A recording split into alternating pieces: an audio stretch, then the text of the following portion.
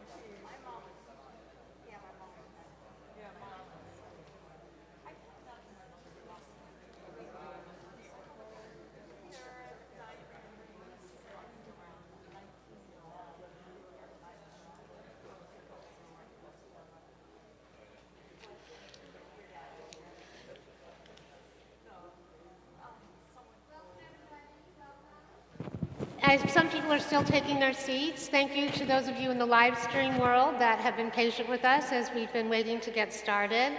It's wonderful to see so many familiar faces here, people that Tony loved so much. You have service booklets, which will do just a brief service because this is a celebration of life. And before, as some people are still acclimating, before we have our marvelous Kol Nidre cellist play, let's just sing Hini Matovu Manayim Shevet Achim Gam Yachad. How wonderful it is for brothers and sisters to dwell together. Tony loved to sit in the pews and loved the service and was thrilled to participate in all things Judaic.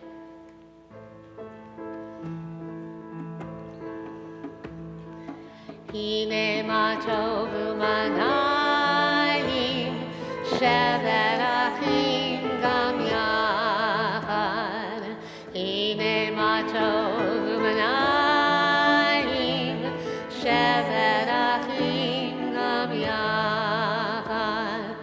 Hine matov shevet achim gam yachad.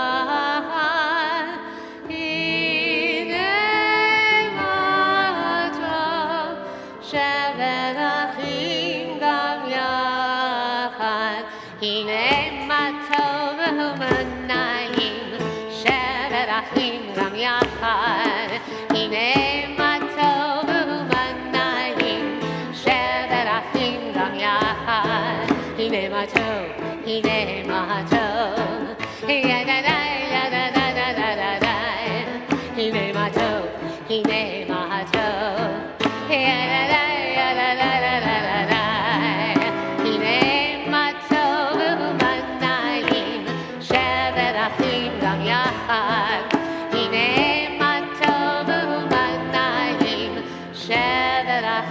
gam yachad, shevet achim gam yachad.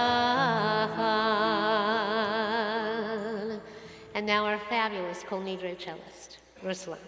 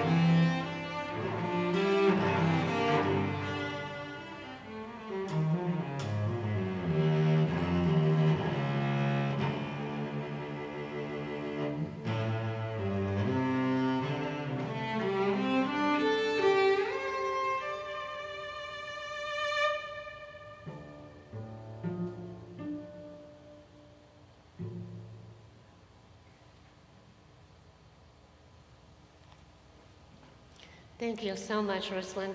I know how much Tony loved you. And I think, were you with us the very first year at the Hacienda Hotel? We didn't, no, so we're going on our 12th year this year. I think in 2023 it will be our B'nai Mitzvah year. We should have a big blowout party after the fast. Thank you so much. I know he appreciated your genius, and I know that Diana and the whole family does. So we're going to go ahead and go forward. If you want, you can take a seat.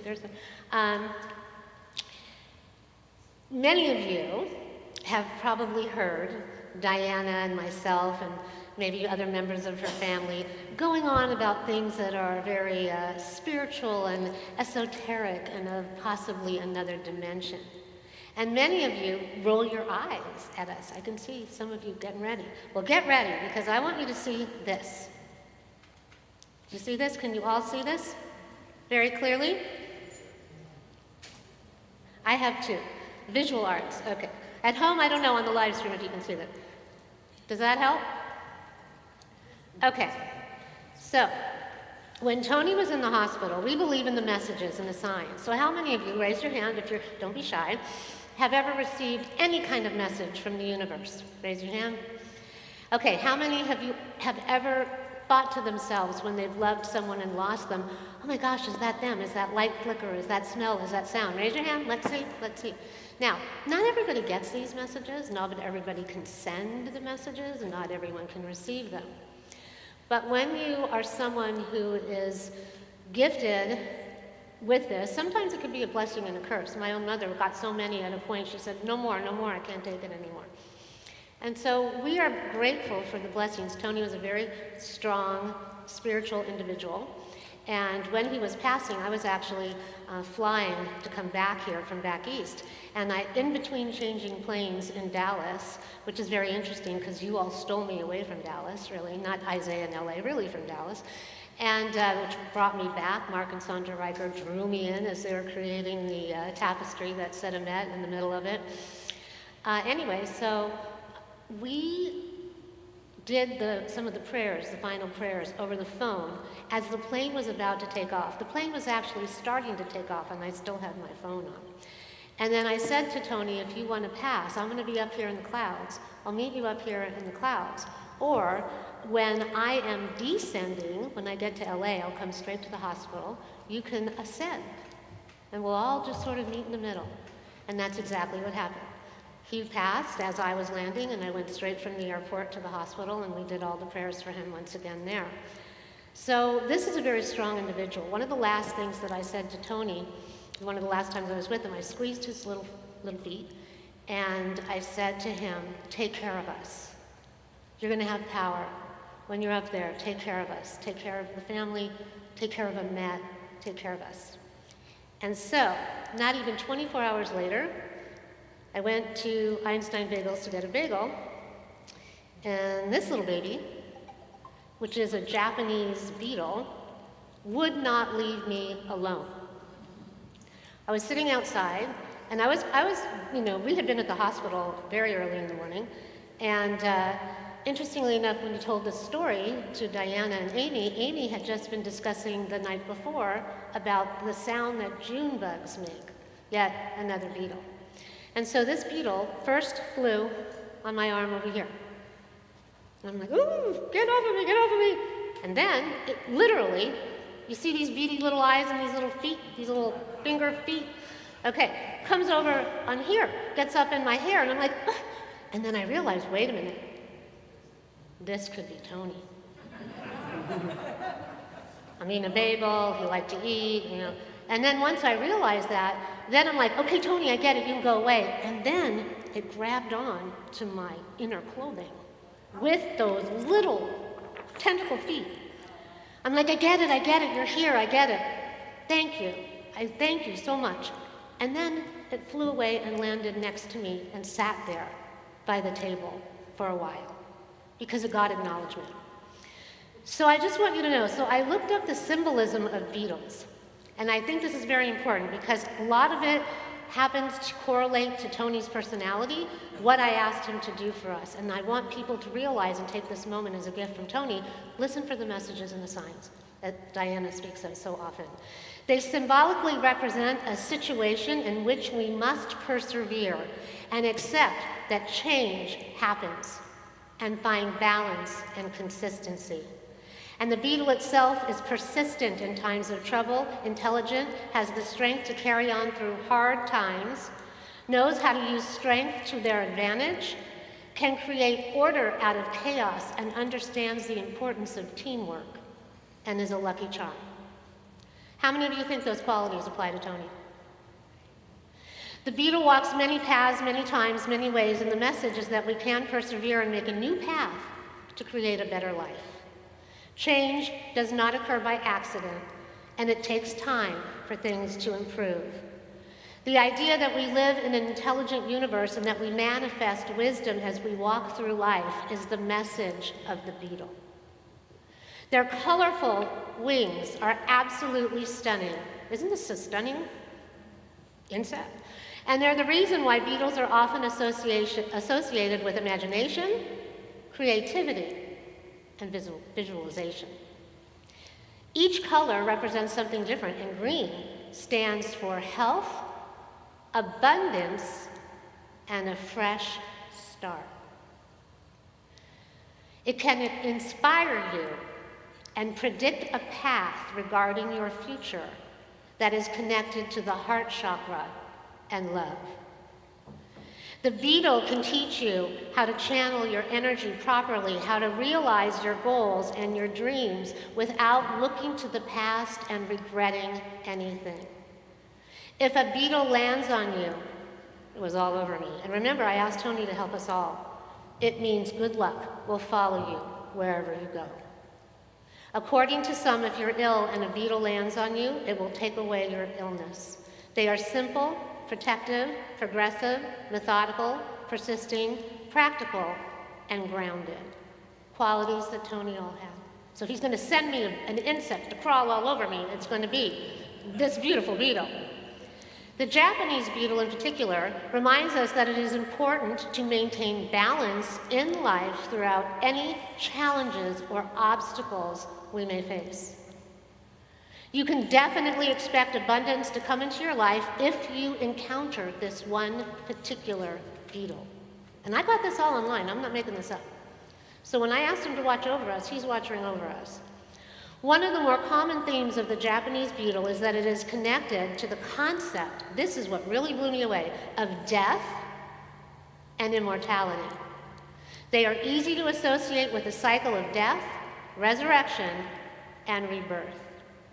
Death is not the end in most cases, it is just a natural part of life, a transition that allows for more growth to come in to our life and our being. This is the message that he wanted to send maybe 6 hours after we left the hospital and he was taken from the bed. Like the seasons transition, we must allow certain areas of our life to end and welcome new beginnings. Overall, it is important to remember that the Japanese beetle has a strong link with the earth, so remember to stay grounded amongst times of difficulty, loss, and change. They are a reminder to stay strong and firm in your beliefs and in your dreams, to take realistic steps to achieve your goals, and to keep your heart chakra open. To remain loyal and steadfast, knowing that soon abundant love will be easily yours. You are on the right path. Thank you, Tony, for that message.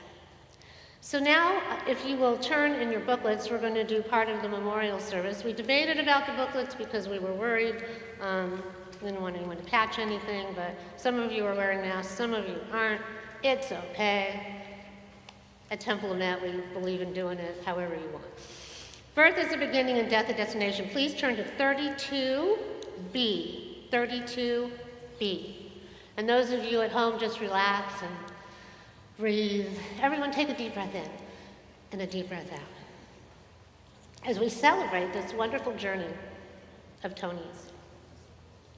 This morning before I came, I had something on the TV that had, I know it's Shabbat, but for some reason I needed to watch a military program.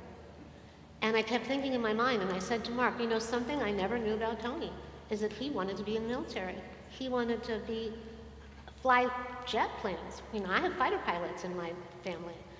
And so I'm like, you know, somehow I just felt this connection that it was all around. So the things in our life that we accomplish and the dreams that we have that somehow morph and transition into something else lead us right to where we are at this very moment. Loving, sharing, celebrating, together, 32B. Birth is a beginning and death a destination, and life is a journey. From childhood to maturity and youth to age, from innocence to awareness and ignorance to knowing, from foolishness to discretion and then perhaps to wisdom, from weakness to strength or strength to weakness and often back again, from health to sickness and back we pray to health again, from offense to forgiveness, from loneliness to love, from joy to gratitude, from pain to compassion, and grief to understanding, from fear to faith, from defeat to defeat to defeat, until looking backward or ahead, we see that victory lies not at some high place along the way, but in having made the journey, stage by stage, a sacred pilgrimage. Birth is a beginning and death a destination, but life is a journey from birth to death to life everlasting. And now if you'll turn back a few pages to 29A, we'll all sing Esa Enai. If you know it, feel free to sing along with us.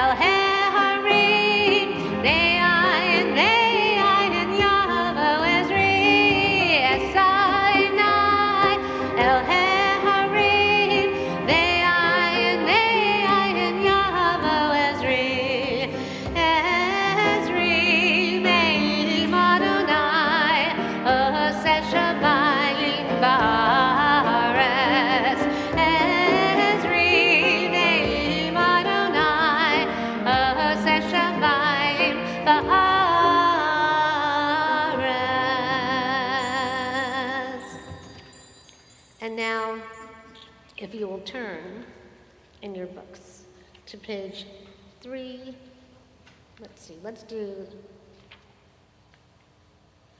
32A. Sorry that you're moving all around. What are we, Eternal One, that you take note of us? Together, what is our worth that you take account of us? We are like a breath, our days are as a passing shadow. You sweep us away, we are like a dream. Like grass which springs up in the morning it flourishes and it is renewed. In the evening it fades and it withers. You cause us to return to the dust, saying, return, O mortal creatures. And now if you'll turn back to page 28, Psalm 23, we'll read the English together and then sing the prayer. Just as we were getting ready to do Esa Now, I was reminded of when I first came to the South Bay. At the other place, everybody wanted to do the melodies that they knew. So it's always like that. And so Tony and Diana made a recording of every single melody. And we were talking like I was stepping in to, train 20 B'nai Mitzvah students that needed it, and High Holy Days were upon us. I don't know how much time you spent. I know how much time I spent listening to it. And there was Diana singing and Tony playing think of the books that we have at High Holy Days. Especially over there, we went all day. So, 28A, thank you, Tony. We're here today because of you. Adonai is my shepherd, I am complete. In lush meadows you let me lie down. Alongside tranquil waters you lead me. You restore my life. You guide me in paths of righteousness for the sake of your name. Even when I walk through the valley of deep darkness, I fear no harm, for you are with me. Your rod and your staff, they assure You set a table before me in the presence of my enemies. You anoint my head with oil. Wine brims over my cup. Indeed, goodness and steadfast love shall pursue me all the days of my life, and I shall dwell in the house of Adonai as long as I live. Take a deep breath in and a deep breath out.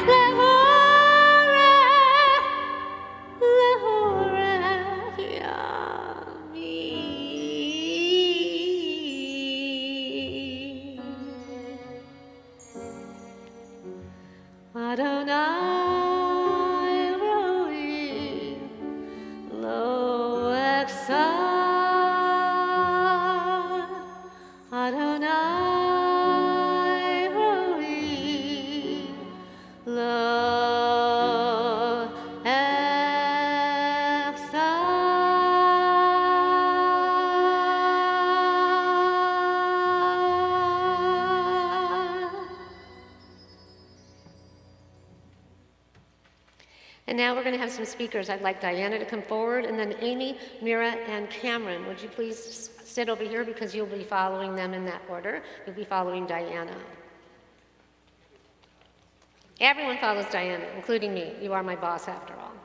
But I still love you.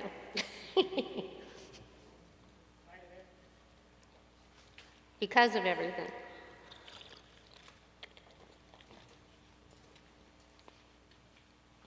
These three chairs up here, girls.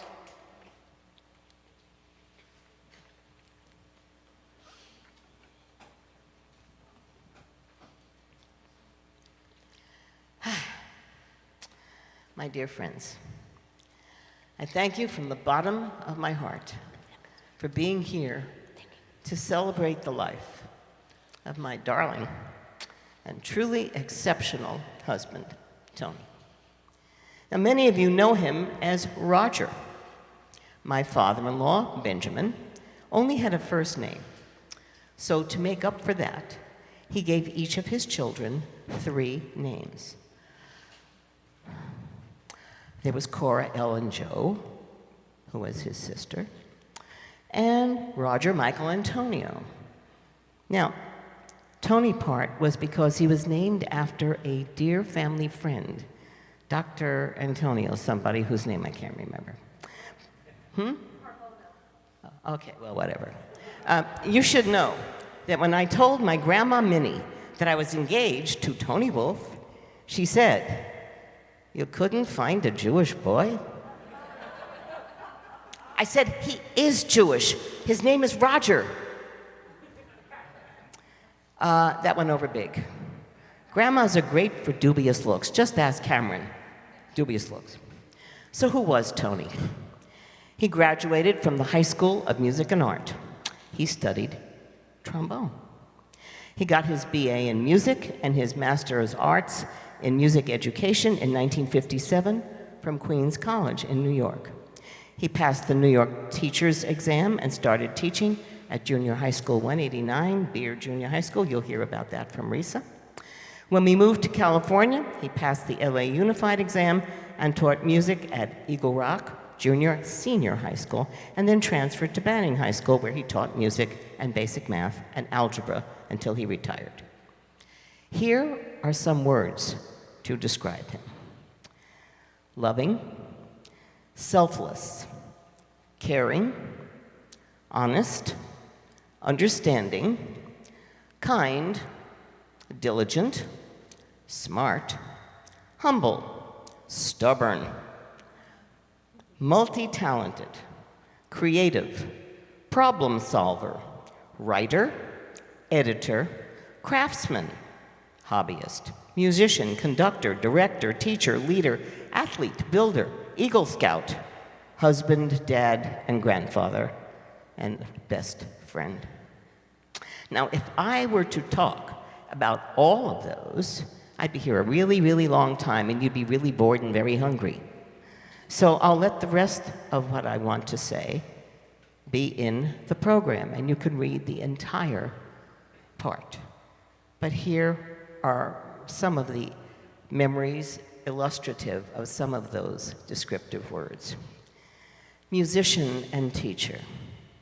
We met at the New Jersey Y Camp, which was located in Milford, Pennsylvania, in the Poconos. And he was a group leader, and I was the dance counselor. His pickup line stays with me to this day. "Hey, dance counselor, would you teach me how to dance?" Now, if he hadn't had those gorgeous long eyelashes, I might not have paid any attention. However, specialist counselors slept in tents, and I shared a tent with Merle Hurwitz, the hiking counselor who was a friend of mine at Cortland State. Now, my day off happened to be on a Wednesday, and I was sleeping in when I heard the sound of a brass band playing right outside my tent. I opened the flaps. I was still in my PJs. And there, facing me about 3 feet away, was the back of a pickup truck filled with some boys with brass instruments. They were playing "A Foggy Day in London Town." Tony was playing his trombone. I tried to keep my eyes open and smile. "We decided to serenade you on your day off," he said. They'd been rehearsing for a week. They actually sounded pretty good. "Thank you," I said, trying to sound very grateful. I closed the tent flap and went back to bed. Honest. We spent our honeymoon at the Nevele. That's 11 spelled backwards, in case you didn't know it.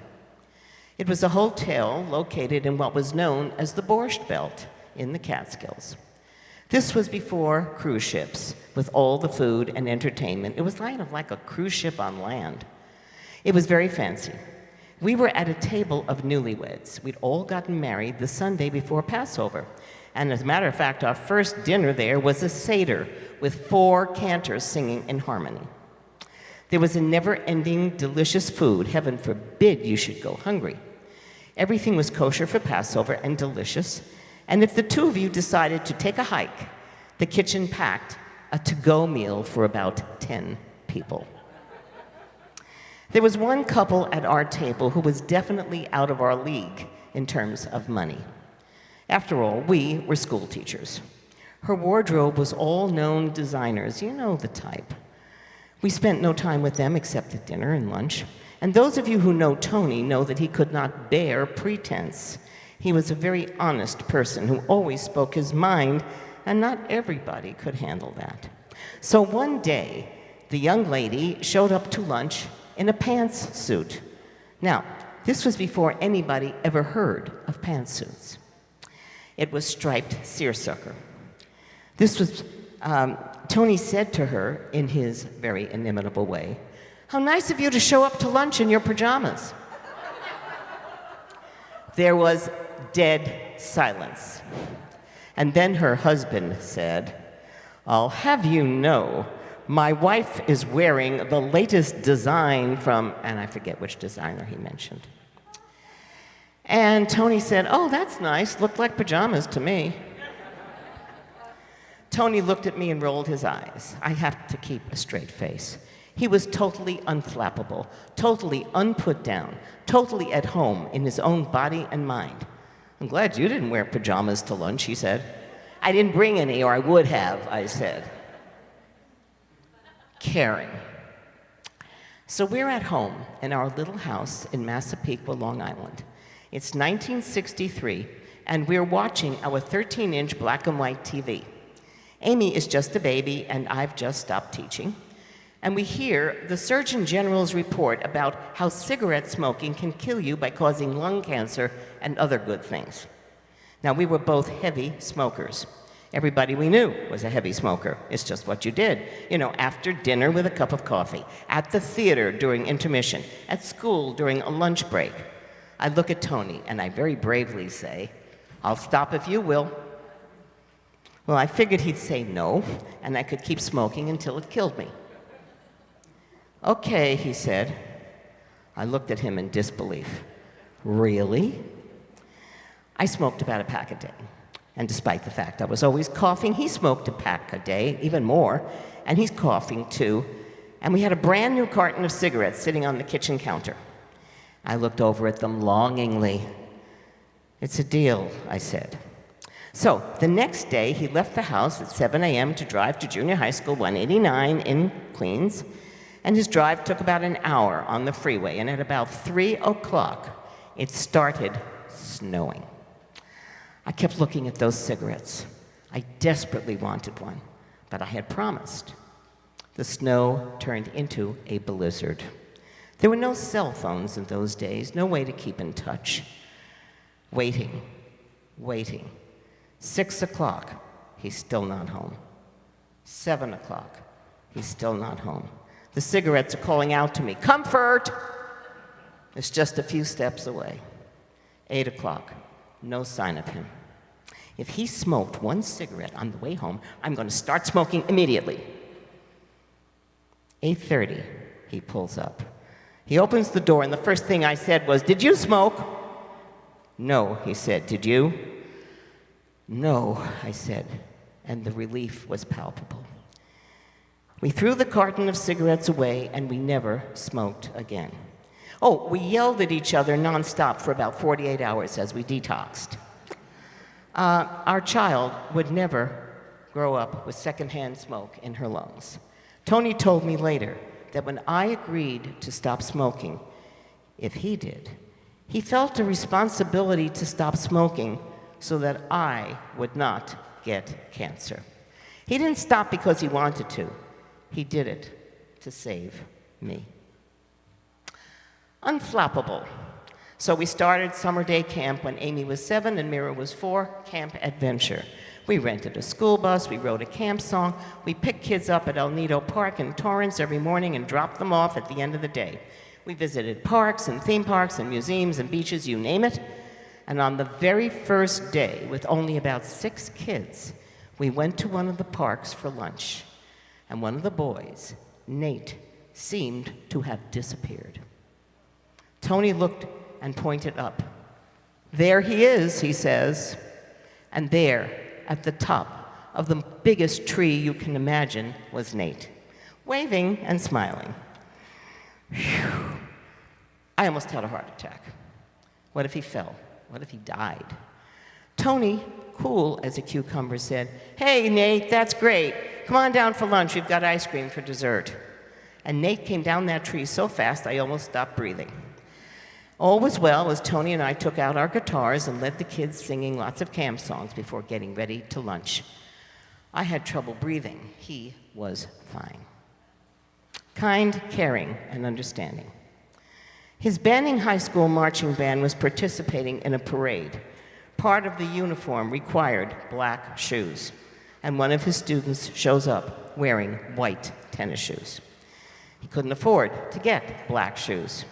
He's the same size as Tony. Tony takes off his black shoes, hands his black shoes to the kid.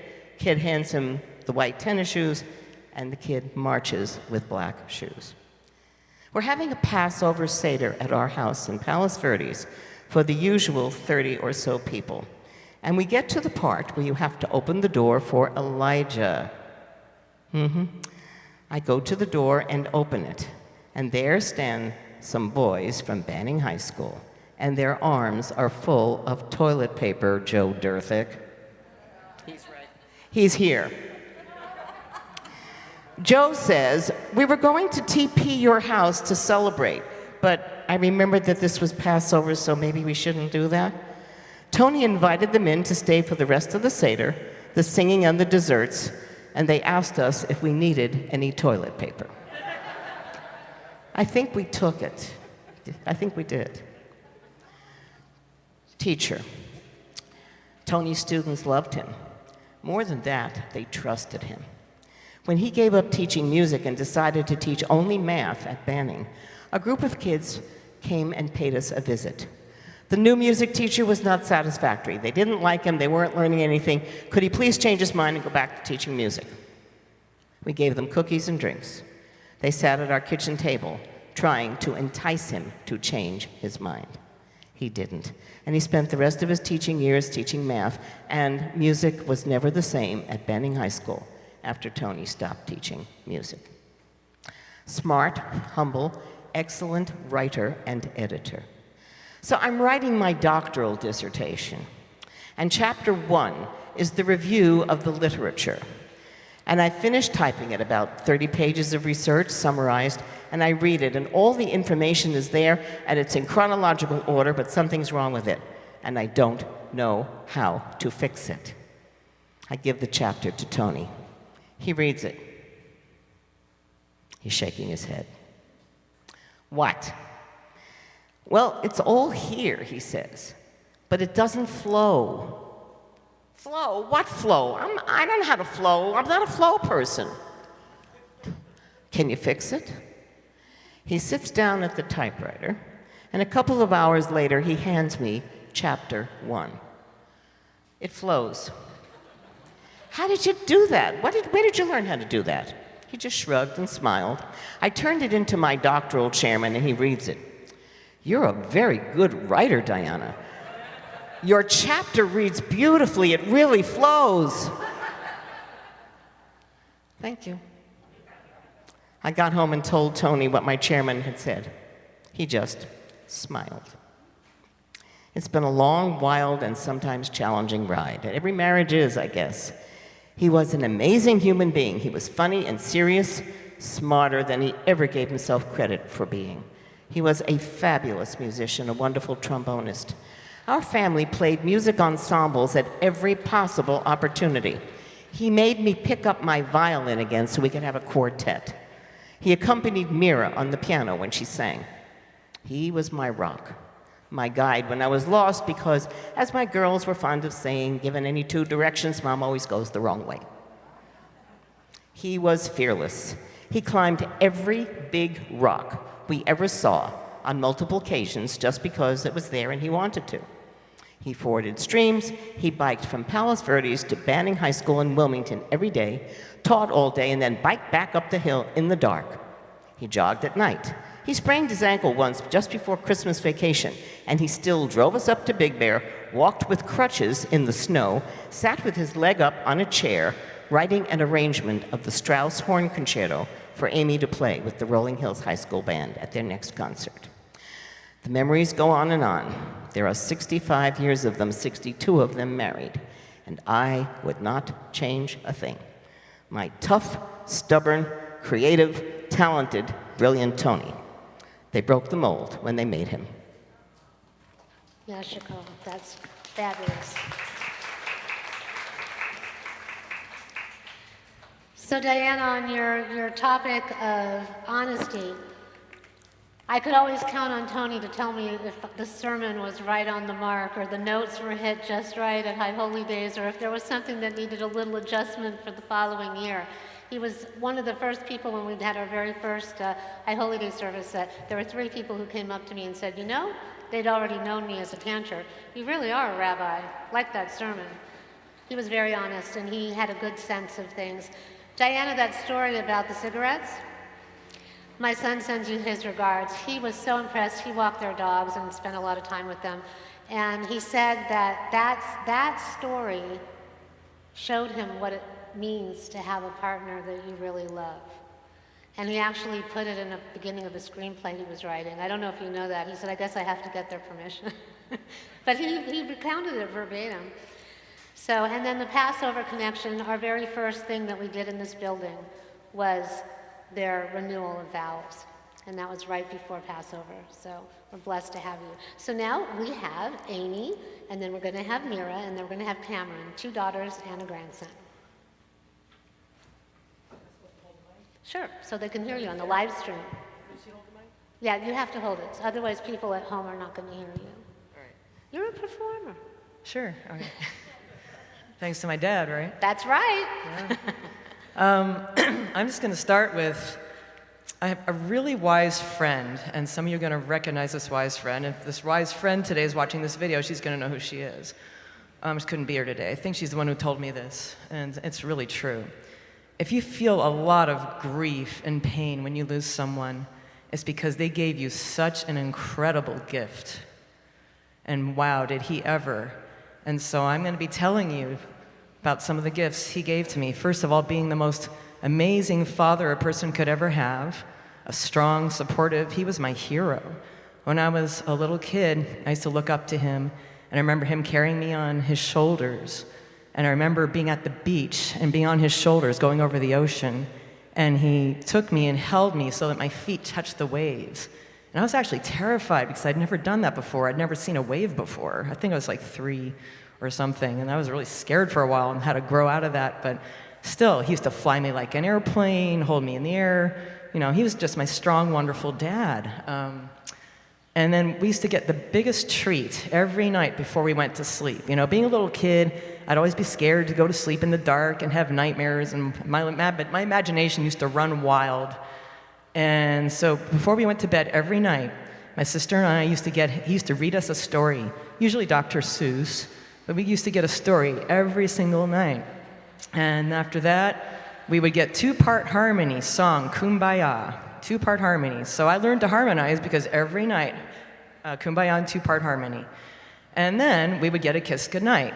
So being the superstitious kid I was, I would say, you have to wish me sweet dreams. So he'd take, kiss me goodnight. I used to take the kiss and put it on my pillow, and then that would give me sweet dreams every night. And I didn't have nightmares for a long, long time. So that was so appreciated. And these memories are just coming back this morning. And I was just thinking, what do I want to share? And these just came rushing back this morning, and I just want to tell you them.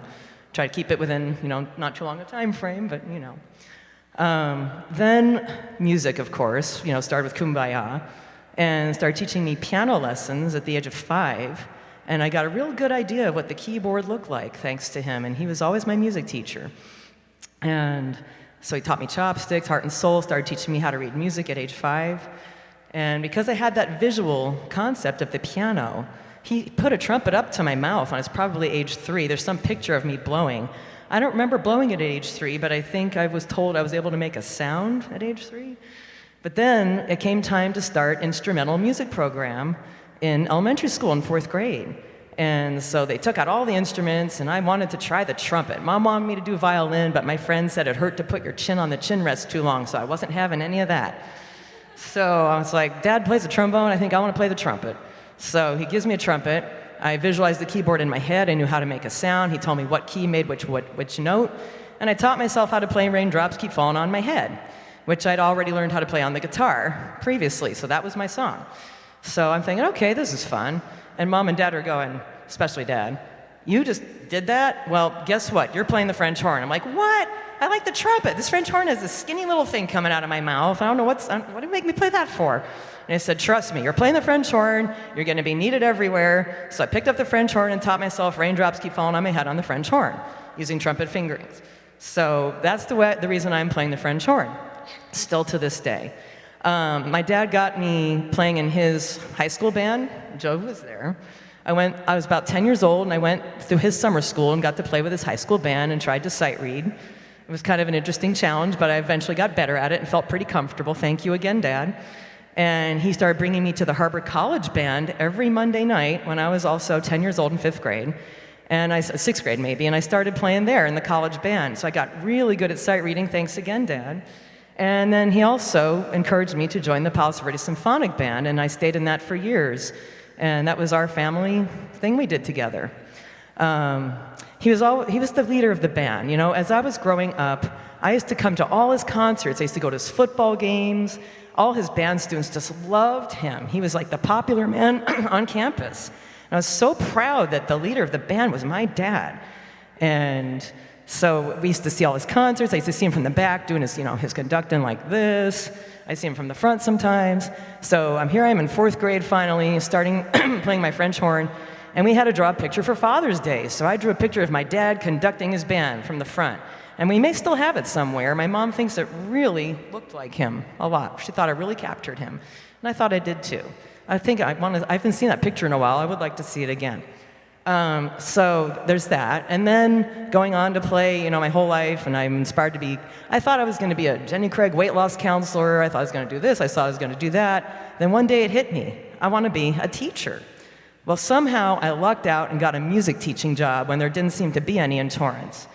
So I had one summer to learn how to play all the woodwind instruments, which I'd never played in my life. Dad, being the music teacher, taught me how to play the flute and clarinet and saxophone in one day, and the trombone. And so I was ready. By the time school started, I didn't take the music teaching course. I kind of got in there because I had a performance degree in music, but I didn't have education. I had an education degree in regular elementary school. So he's the one that made me able to do that. And he came and played at all my concerts because I needed a bass player. So he'd come and play trombone. He used to tease me. He'd say, I'm going to be 90 years old, come on your concert playing my trombone. Yeah, I'm going to creak over to the chair. And he did, as long as he could, So it all kind of came true. Wow, Dad, you predicted all of that. So I want to leave this with a song that really reached my heart and says it so well. There's a song by Dan Fogelberg called The Leader of the Band. My dad was always the leader of the band. Always, always, always, in my heart. And he was the leader of my band. He's the reason I became the musician I am. Everything in my life, music is my life, and it's because of him. So I'm going to quote the chorus from Leader of the Band, see if this resonates with you too. The leader of the band is getting tired, and his eyes are growing old, but his blood runs through my instrument, and his song is in my soul. My life has been a poor attempt to imitate the man. I am just a living legacy to the leader of the band. Thank you. Thank you, Amy. That was fantastic. Mira, thank you.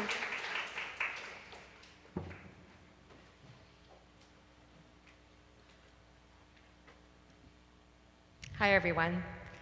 I just want to say that I'm just amazed at how many people are here. And when my dad had passed away, we were in the hospital, we had to make this decision. Do we follow the Jewish tradition and have the ceremony within a certain number of days, or do we wait until we can get everybody a chance to figure out how they're going to get here and gather? And we decided to go with the second option and give everyone a chance to show up, because we know there's so many people that were important to him. And seeing you all here, I know that he was really important to you. And I have my notes on my phone, so I'm not actually reading text. This is my phone. I wanted to acknowledge all the people in all the different ways that you know my dad. Family, friends, if you know my dad because you went to the Gray Squirrel Cabins, raise your hand. All right? Family, friends mean you were in the Havra, you know it through all the family dinners over time, raise your hand. Okay. Relatives, we got a lot of them here. Cousins, lots of cousins. His nieces, wonderful.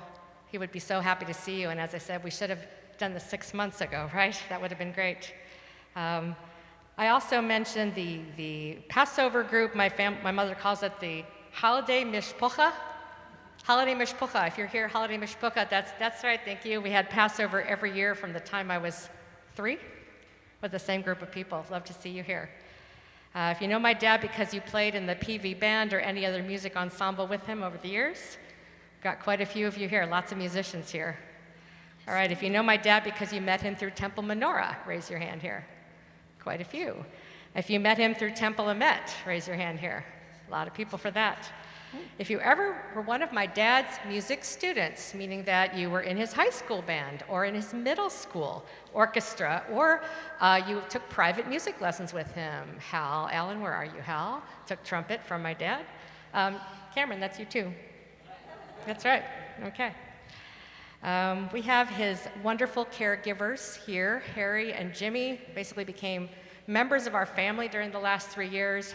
Jimmy practically lived at our house 5 days a week, and Harry was there on the weekends, switching off with his son Ozzy. Thank you. You guys were just wonderful and lifesavers for us. And if you are friends of mine or Amy's who were here to support us today, raise your hands as well. Lots of friends. Oh, everyone. Thank you. Love that. Okay, thank you. All right. My dad was a wonderful husband, father, musician, teacher, runner, cyclist.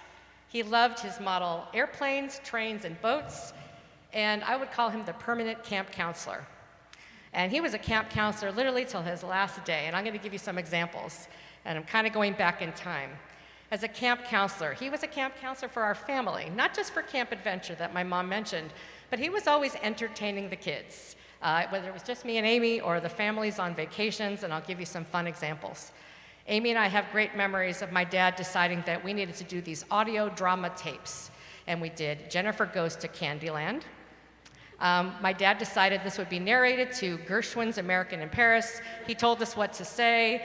He made up characters such as King Calorie, the largest banana split that Jennifer had ever seen, and of course, she looked up at King Calorie in fear and thought, well, in fact, he looks delicious.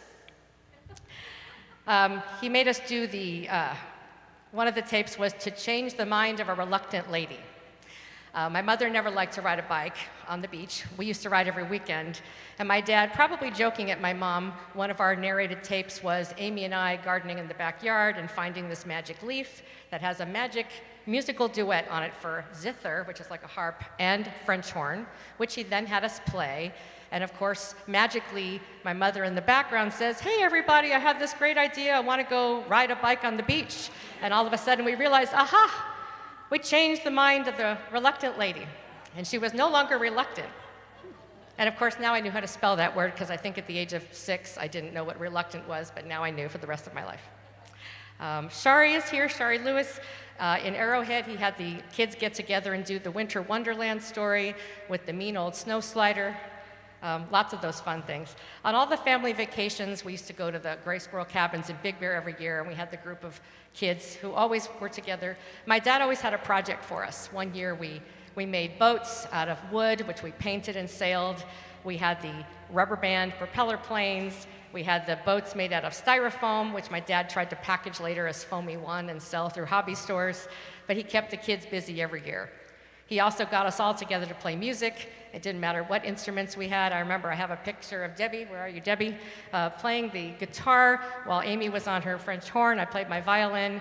We had a few other people, but my dad always had activities for us. My dad loved to make pancakes every single weekend. It was either Saturday or Sunday morning, he always made pancakes. And to keep the kids entertained, he would always ask us, what do you want your pancakes to look like? So he would do our name in cursive in pancakes. Amy wanted a guitar. I wanted a dog, he would make it. Pancakes were a big thing for us for years. And as Dee Dee mentioned in the beginning, yes, we are a family with all sorts of interesting signs that come to us. So it was about a week ago, 11:45 at night, I'm telling my friend Scott about the fact that my dad made pancakes every single morning and how much it meant to me.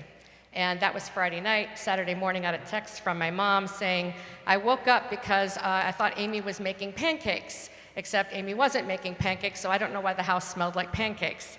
So we just assumed, well, it's probably the next door neighbor, but it turned out it was at 3 o'clock in the morning. Interesting message from my dad. My dad was a music teacher, and he was my first music teacher. I wanted to play an instrument. Amy played the horn by that time. My mom thought I should play piano, but I said, no, I want to play the violin. Well, my dad, being a music teacher, had pretty much every instrument you can imagine out in the garage. 5 minutes later, he walks in with the violin, half size for me, my small hands, and within 10 minutes, I was playing the violin, and I played seriously for 20 years. Probably still could if I tried. He was my first voice teacher. We used to sing around the piano every Friday or Saturday night. When I was young, it was an upright piano. And amazingly enough, by the time I was in middle school, it was that piano right there. It was actually my grandmother Fanny's piano, which we sang with me and my dad for years and has now been donated to the temple. When I was starting high school and I didn't want to do PE, I said, I hate PE, I got to get out of PE. And I said, aha, if I can be in marching band, I can get out of PE. Dad, I need to learn an instrument that I can play in marching band. You can't put the violin in marching band. Well, my dad says, well, the easiest instrument to learn is saxophone. I said, great. 5 minutes later, he comes out of the garage, got a saxophone. I had 10 days. In 10 days, he taught me how to play the saxophone. High school starts, and I'm in the marching band and the jazz band, and I never had to be in PE. Thank you, Dad.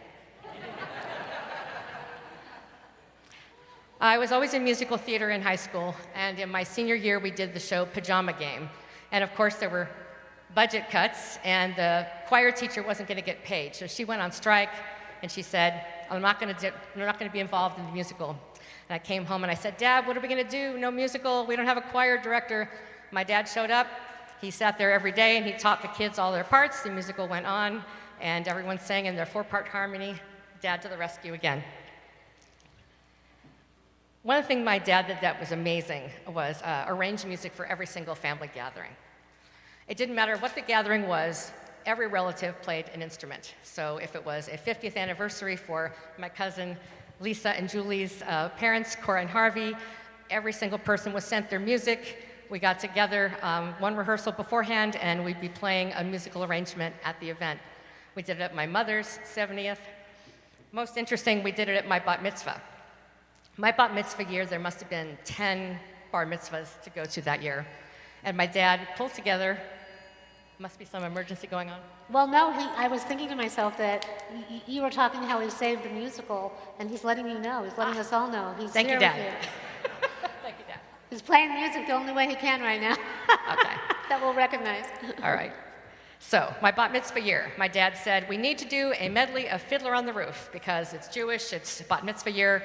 So he pulled together for my bat mitzvah all of my friends, everyone who played an instrument, and he arranged Fiddler on the Roof for the instruments in my friends group. And we performed it at my bat mitzvah. It was such a hit. We did it at every bat mitzvah. In that same year, we must have done it 10 times. And I think, Hal Allen, I think you're here, I think you played in it. That was pretty amazing. And then years later, Temple Menorah had a fundraiser, and my dad pulled a bunch of real musicians together, adults, and I dusted off my violin, and we played it again. And that was a nice reunion. Cameron, my dad was also my son Cameron's first trumpet teacher. And same thing, we said, Cameron, you want to play the trumpet? Great. You know, within 5 minutes, Dad pulls out a trumpet. Cameron's learning how to play. He was Cameron's first trumpet teacher until we got him a professional teacher later on in high school.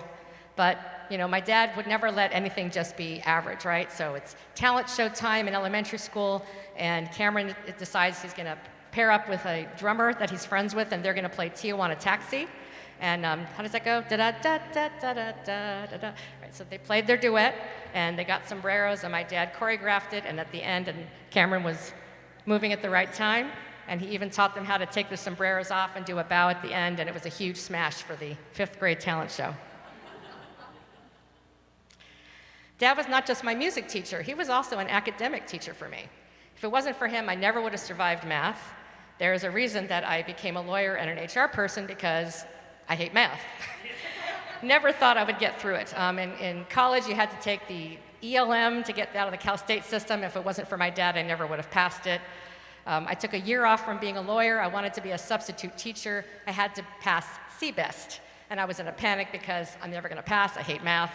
My dad coached me. He did such a great job that I scored higher on the math than I did on the writing, which is actually my strength. My dad was a runner and a cyclist. He didn't start running till he was about 40 years old. He got us all running. When I was in middle school, I was getting a C in PE because I was always at the back of the pack. And I complained to my dad, and he said, well, let's start running. And we started running every night. And I went from the back of the pack to the front of the pack because of my dad. And I still got a C in PE. He was a cyclist. As my mom said, he rode his bike every day from Palos Verdes to Wilmington, waking up at 5 o'clock in the morning. He got all of us on bikes. My sister and I were on the beach with him every weekend, riding. By the time we were adults, it was riding with him around the peninsula. Up in Big Bear, we were riding up and down the hills of Big Bear, around the lake. And if it wasn't for my dad, I wouldn't be a cyclist now.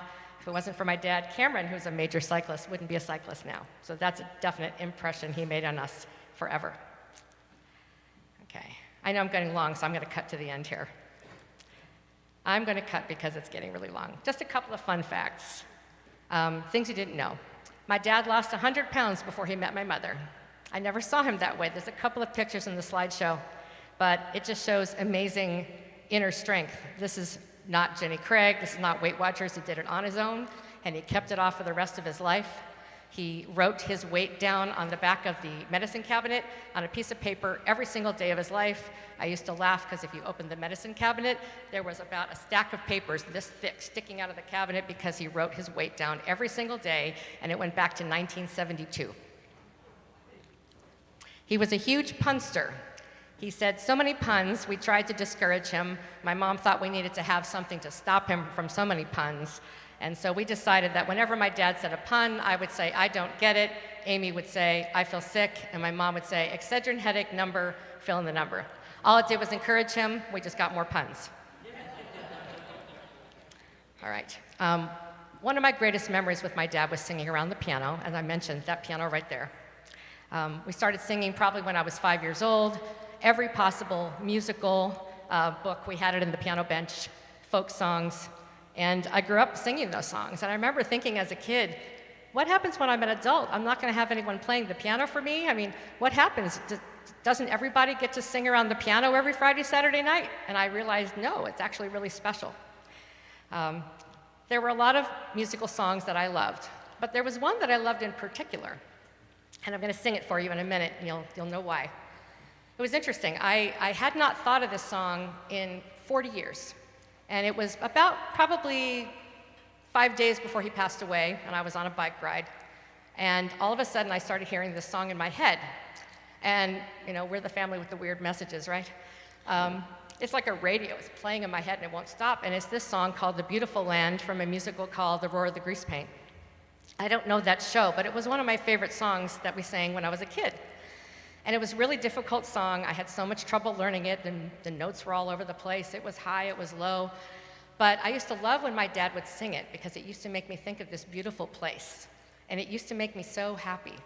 And for whatever reason, it started playing in my head. And I hadn't heard it for 40 years.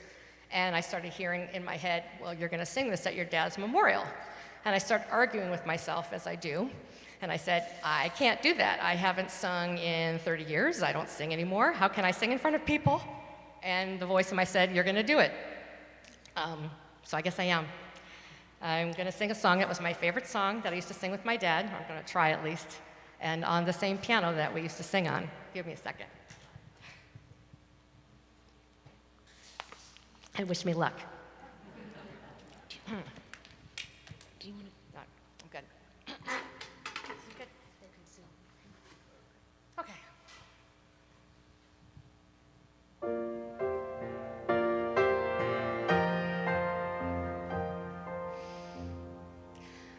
Red is the color of a pretty pillar box.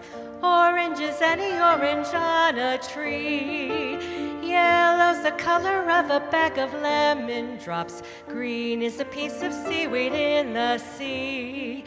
Blue is the color of the sky in summertime. Indigo is a Siamese cat's eyes. Violet's the color of a pretty little flower. These are the colors of the rainbow skies.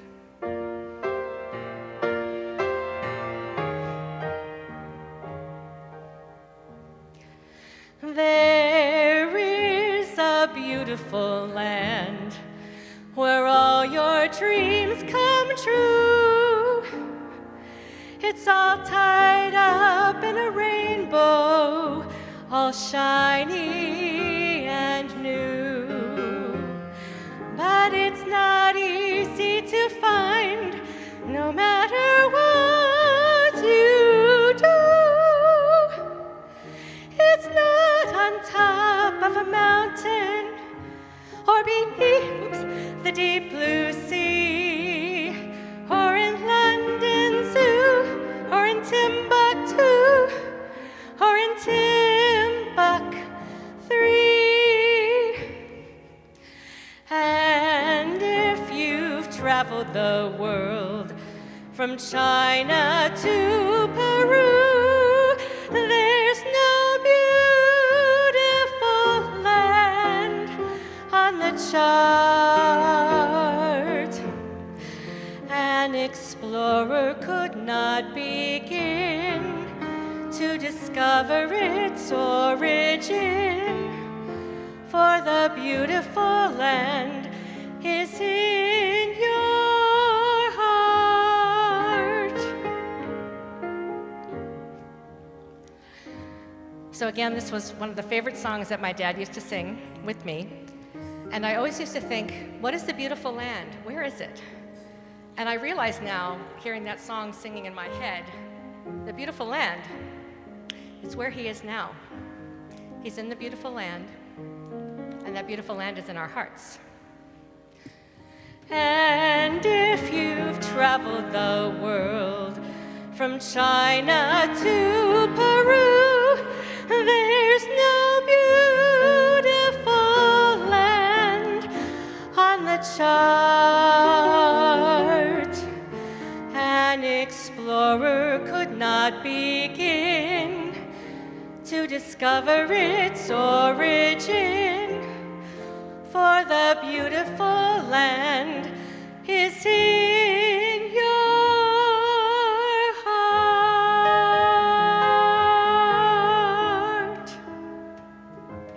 I love you, Dad.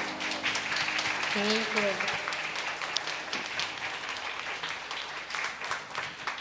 And now we'll have Cameron. But Mira, I have to say, when we were getting the sound, you know, the alarm sound, I was remembering before you said about playing the violin at the other place. I think you sang with us too, but I remember one High Holy Days, I was so upset because we would get the Coast Guard channel, sometimes would come through in our sound system. And especially at High Holy Days, and those of you know, like especially in my younger years, I would really lose it when the sound wasn't right. I looked over at your dad, he was directing, and I see him, he's like, we're going to sing louder, we're going to sing louder. And you naturally did that. And when it was sounding, you just got louder and you kept going. And that's really what he taught us, just get louder and keep going. So Cameron now, his beloved grandson. I will not be doing any major performances right now. Later. So, my grandpa was very instrumental in getting me into many different things in my life. I think the most critical was the trumpet, where he got me in, at least from my recollection, when I was 5, and he got me to start playing in the elementary band when I was in 2nd grade, which we weren't supposed to start until 4th grade, and he got me and my friend Will to basically, he convinced the music teacher in the school to let us join. These little kids joined the band much earlier because we were able to play, but he also came to many of the rehearsals and basically helped the music teacher manage us and basically help us and help her. Basically, he came during the week in the middle of the day and did that. And he was my trumpet teacher up until I got Joan LaRue, but he would still help me after that fact. And even we still played, and he still helped me improve throughout that point. The thing that was like really amazing is like my grandparents came almost every week to be with me when my parents weren't able to do that. And he always, many times, he rode his bike from Palos Verdes to Long Beach because he was a big cyclist. And the thing that we did a lot was that we would go on these long walks and just talk about everything under the sun. And we would do that in Palos Verdes, we'd do that in Long Beach. We would just go on these really long walks and talk about everything you could think of. And we continue that basically all the time. Also, he would just, when no one else was able there to give me places or to things, he would come in and drive me around as well. And he always loved getting donuts. So we would stop and get a donut because he loved getting donuts. And we would go on walks, and he would say, let's go get a donut. I remember that even when we were just driving up to, like going from Long Beach to PV, we would stop and get one.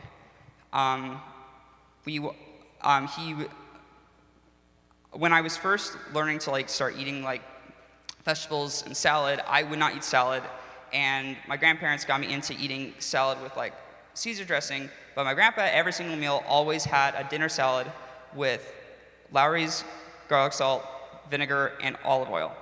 At every meal I ever had of them, he had that. And after I stopped eating salad with Caesar dressing, I started eating it with Lowry's garlic salt, olive oil, and vinegar. Every single meal, always had to have a dinner salad. He also brought me along to basically improve my trumpet playing. He brought me to his trombone group, and he also got me playing in the PV band, and he really pushed me to do other bands outside of just the regular school. I did regional bands and state bands, and he was there to help me basically get to these events and basically get ready to play at that level. We did a lot of bike riding together. Even after Grandma and Grandpa stopped biking together, we would still do bike rides. And even on days that he couldn't go, he would basically help me get his bike or another bike ready so I could do a ride. And we did quite a few rides around the peninsula. I always went to go, I remember flying planes with him or attempting to fly planes with him, because often we get there, you have to wake up early in the morning because of the wind, and then it would still be too windy, or we didn't charge the batteries, or the plane would crash. I remember one time he loved building the planes, and he bought these kits that are made of wood, so the planes are made of wood, and one crashed, and it basically broke into a ton of pieces because it's made of wood, of course, and he reassembled it into another plane with the remaining pieces. I don't think it ever flew because the motor he put on it wasn't strong enough, but I thought that was really amazing that he took this other plane, and it was a completely different model. Like the wing position and the motor was in a completely different place when he finally put it back together. He was also really big into trains, and he tried to get me into trains. I think the reason why I'm into mechanical electronic things now is because of his big push of me getting me into airplanes and trains.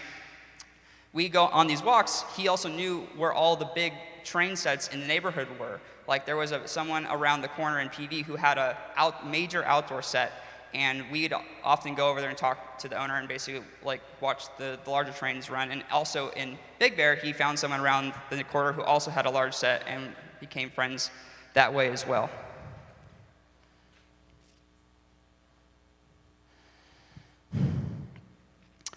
I remember he was also really into boats, and I helped him basically get 1 year in Big Bear. I think one of the last few times we went, we got one of his old boats ready to go on the lake. We were missing parts because this boat had been in disrepair for a long time, and we didn't have time to go to a hobby store and get those parts, so we went to the hardware store and basically just found pieces that we could use as replacement parts for the boat. And we were able to get it to sail, and of course until it broke because of the wind. But yeah, my grandpa was really amazing because he was so interested in so many different things and wanted to basically, I think, improve other people and get them to basically see what other things are to do and just become interested in life and doing things as much as possible.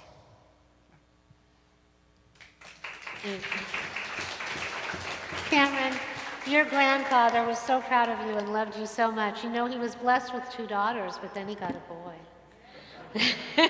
And what a guy he got. So thank you. You 3 can go ahead and sit down, and I'm going to call forward Lisa Winstall. You're going to go ahead and speak. And then Risa and Russ and Hal, would you please come sit in these 3 chairs?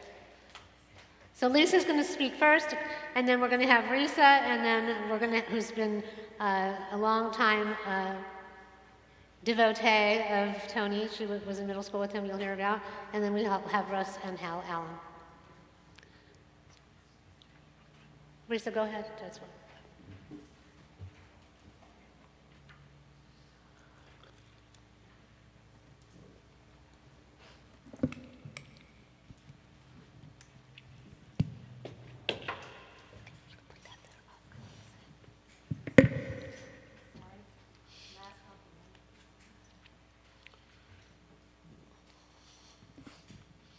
Hi, I'm Lisa Winstall, and my mom, Cora, is Tony's brother.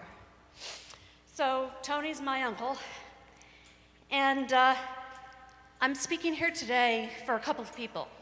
My own remarks, my sister Julie, who couldn't be here, but I have my mother's remarks. Because back in 2013, my mom and I had a conversation. We had a lot of conversations while she was dying. And she had a lot to say, as those of you who know her can imagine. And this one particular day, it was about a week before she died. And my father was finally taking a break, and it was just the 2 of us. And she grasped my arm. And she said, "I want to talk about my big brother." She talked about the scout camp where they went as kids. I want you all to understand this whole camping thing, this going to camp, being camp counselors, it started with our grandparents who gave it to both of their children, and then Tony shared it with you all. She talked about 10 Mile River where they went when they were kids. And it actually turns out that 10 Mile River is where she would envision herself to help deal with her pain. And she used thoughts of Tony to help her feel better. And after telling a few stories, including her favorite recollection, I know Diana knows the story of when they were children, and Tony grabbed her upper arm so hard it left marks. So little Cora goes off to show her parents the marks. He left marks, and there were no marks there. So she went back into her room and made some marks so she could come out and say, "No, he hurt my arm." No, it didn't work. But then, after laughing and crying, talking about Tony, she looked at me and she said, "When the day comes when my big brother dies, I can't be there." She said, "Promise me that you will stand up and tell everybody gathered how much I loved my big brother."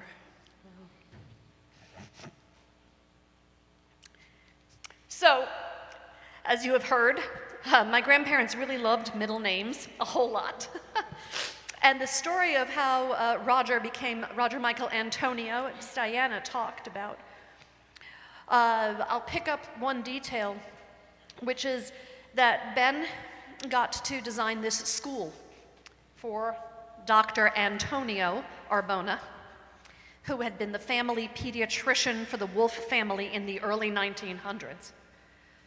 And when Dr. Arbona went back to his native Majorca and he started a school, he contacted Benjamin Wolff and said, "I want you to design a school." Well, Ben wasn't an architect. He had wanted to be an architect. He'd wanted to go to school to be an architect, but he was a teacher. Long story short, he did the design. They got architects to do the plans. And in 1933, Ben and Fan Wolff went to Majorca and got to see the school built. And it was a very, very emotional moment, as you can imagine, for them.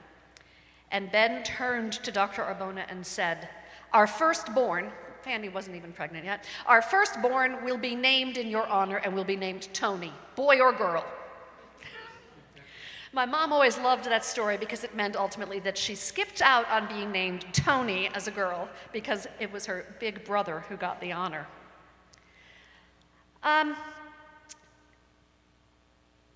Fanny, Tony's mom, was a music teacher. Tony was a music teacher. My mother was a music teacher. Amy is a music teacher. My sister is a music teacher. Everybody's a performer and plays instruments, and I thought that was normal growing up. You've already heard about some of the family orchestras. There's a slide that I saw earlier where I'm actually playing the oboe, which was a very small part of my life. We should all be grateful. But that slide was from my wedding weekend. And Tony had done these arrangements that included oboe, even though I hadn't picked one up in years. He's like, no problem. And we had family orchestra that weekend we had to practice for, you know. And at my parents' 50th and at Ben and Fan's 50th, in the backyard of the house in Palos Verdes, there were, I believe, 3 different family orchestras. We had string quartets. There was pictures of Mira on the violin playing with one of our great uncles. It's just music every time the family gathers. And I thought that's just how family worked. I have to tell you, hearing some of your stories, I'm like, wow, I thought it was just us. But when Madeline was 3, my daughter, Tony, was visiting, and of course when you visit, you bring your trombone. And she was 3, and he said, come over here, let's see if you can blow. And testing to see if she could make a sound at the age of 3 on a trombone. He did it also to my son 7 years later. It's just like his thing. If you're a kid, you give them a trombone, you test and see if they can do it. They can make a sound. My kids have lungs, they could do it. My sister just retired from teaching music, and she sent me her comments, and she said that in simplest terms, Uncle Tony was my inspiration. Our family was always filled with music, mostly singing and piano, but Uncle Tony played a brass instrument. Yeah, our household didn't have any brass instruments. That was cool. Unfortunately, she says, I chose flute as my major instrument, not an easy double. So she couldn't really play in a lot of pit orchestras or other small ensembles. She wanted to play a brass instrument. So she asked Uncle Tony, she said, I asked Uncle Tony to teach me the trumpet. I was a disaster. I couldn't change my flute embouchure to make a trumpet sound. But he was so patient and gave me such confidence and continued to inspire me. I taught band just like my uncle for 37 years. He was my inspiration to teach band. When I was young, he took me to school with him, and I saw how everybody loved him and that they would do anything for him. And that's what made my sister want to be a teacher.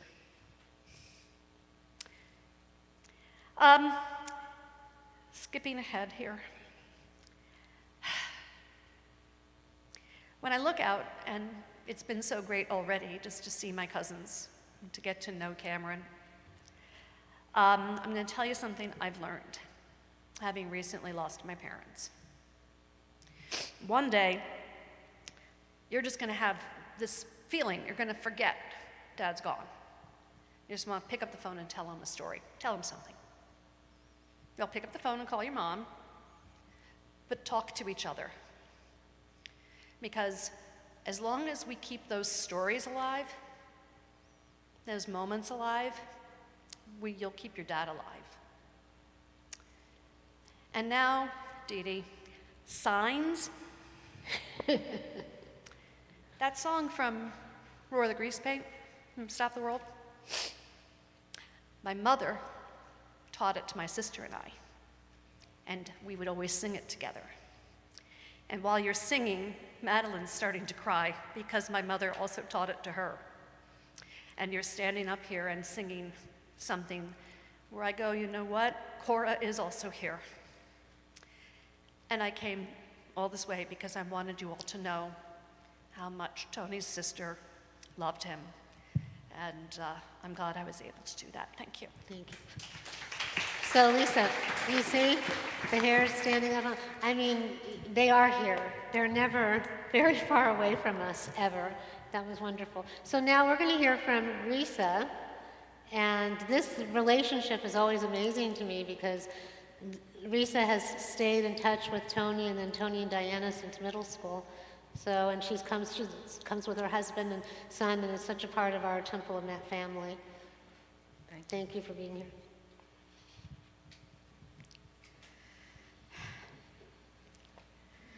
One month and one day from today will be 63 years since I walked into C16, the music room in junior high school 189 in Flushing.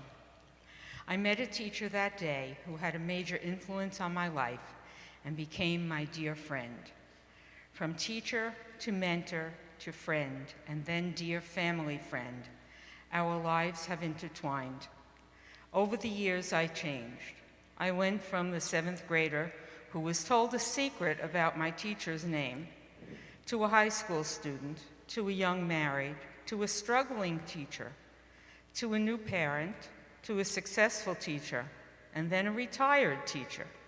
During those years and changes, there was one constant, my friendship with Mr. Wolff. While in junior high, I knew that the music room was a warm, friendly, and comfortable place to be. When I played my viola well, I was praised. When I helped organize the music, I was told that I did it well. My accomplishments were recognized and validated. It made me feel good, and I, in turn, wanted to please my teacher. My classmate, Joseph Polisi, retired president of Juilliard, said, Mr. Wolff was important for not only his students' musical growth, but for our journey to young adulthood as well. Joseph also said that he wouldn't have had the position at Juilliard if it wasn't for Mr. Wolff, who taught him how to be a teacher. There were many people who came through Mr. Wolff's music program who went into some level of teaching. And at the reunion to honor Mr. Wolff in 2006, many of the men and women in attendance credited him and his music program with influencing their life. Mr. Wolff and his family moved to California when I was in high school, but we maintained contact with birthday cards I sent every October and anniversary cards every April. The second year that I was teaching, I was not meeting with much success, and I wrote to Mr. Wolff. He wrote back a letter of encouragement that made me feel like I should keep on trying. He said that he was sure I'd make it and do well. That letter was signed Tony. In parentheses, he wrote, "That's what my friends call me." Now I was a friend. I was given permission to call Mr. Wolff Tony. For the next few years, our relationship consisted of mostly cards sent back and forth. There was an occasional letter, usually marking some important time of my life, and Mr. Wolff would always begin his letter with an apology for not answering sooner. He said he was the slowest pen in the West. When I sent him pictures from my son's bar mitzvah, he wrote back how old he felt, since my son was the age I was when I entered his class. There were always questions about how I was doing, how my husband was doing, and sometimes there were regards sent to my parents and my sister. In 1995, I got to entertain Mr. and Mrs. Wolff in my home. This was something I had dreamed of since the Wolffs had me and a classmate to their home in Massapequa. Now I was going to reciprocate in an adult fashion. It was the first time I was going to see Mr. Wolff since I stopped by the school to say goodbye in 1964. I planned the menu, baked my honey cake, cleaned my house, and finally set the table for lunch. I paced back and forth from the dining area to the living room window, looking for their car. And finally, my son said to me, "Mom, he's only your teacher, calm down. At the pace you're going, there'll be a hole in the carpet before they get here." No, he's not only my teacher. It was Mr. Wolff coming to my home. The teacher who praised me for things I did in school, the person who made me feel special and validated my self-worth as I matured into an adult, the person who encouraged me when I started teaching. And for the first time since 1964, I was going to see him in person. I greeted the Wolffs with a big hello, no name, because I still felt very uncomfortable calling Mr. Wolff Tony. As they left that day, I pushed myself to say goodbye, Tony. I was now his peer. Since that visit in 1995, my husband Alan and I have been welcomed to the West Coast for special birthdays, milestone anniversaries, Diana's bat mitzvah, Tony's second bar mitzvah, and Passover Sederim. He always made us feel welcome like family, and many of the events also included some of you sitting here today. When Tony and Diana stayed with us in 2014, Tony spent some time talking to our son Seth. After that, he kept asking when Seth was going to join us on a trip to California. Passover seemed to be a good time, so in 2019 and in 2022, Seth came to California to be with our West Coast family. Tony's Seder was a little different from the ones that Alan, Seth, and I had at home, but his warmth and genuine interest in us always made us want to come. In reviewing the number of trips we've made to LA, it comes out to be more than any other place we visited. That's because we were always welcomed with hugs, kisses, and lots of smiles. Since that day in 1995, it became much easier to call Mr. Wolff Tony. I'm no longer the teenager in the music room who learned responsibility and gratefulness in his classroom. I'm the woman who learned teaching ideas and techniques from my mentor. I'm the person who connected him with his former French horn student. I'm the person who organized a reunion to honor him. I'm a fellow Jew who suggested that he have a second bar mitzvah when he turned 83. And I'm a friend who came from White Plains, New York, to say goodbye to Roger, Michael, Antonio Wolff, my dear friend Tony.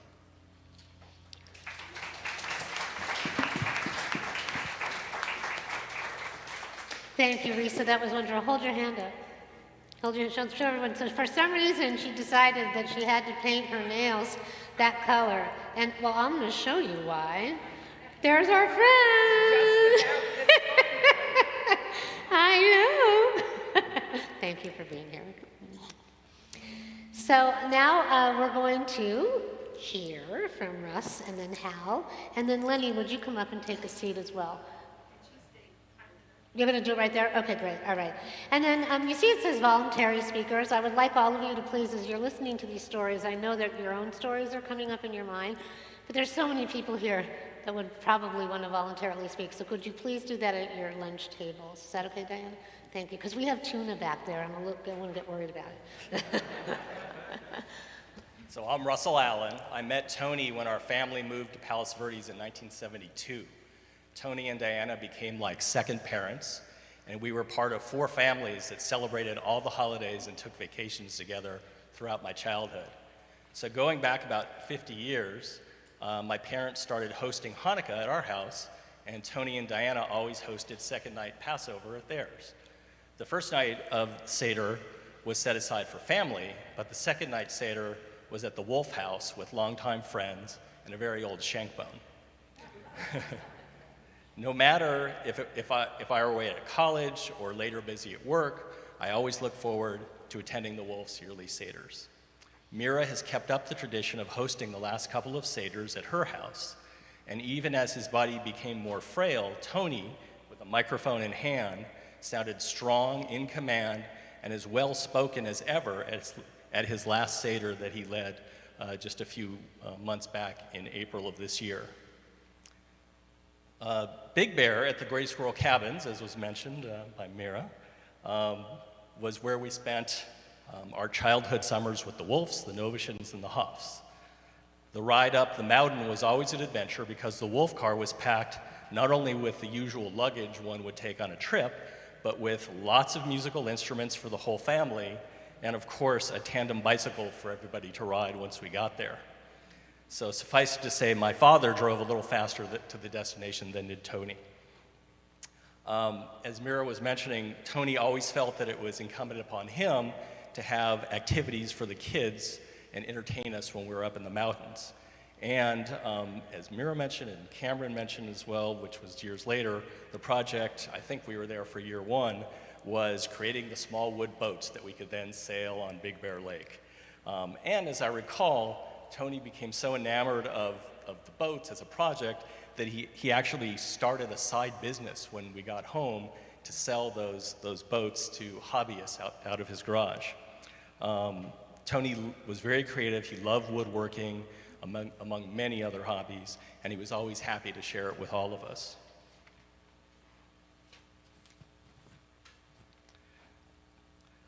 The big cabin at the lodge in Big Bear became the gathering point for group concerts, which the Wolffs were always prominently in, along with Hal, and talent shows for those of us who were musically challenged. So that would be me and Debbie.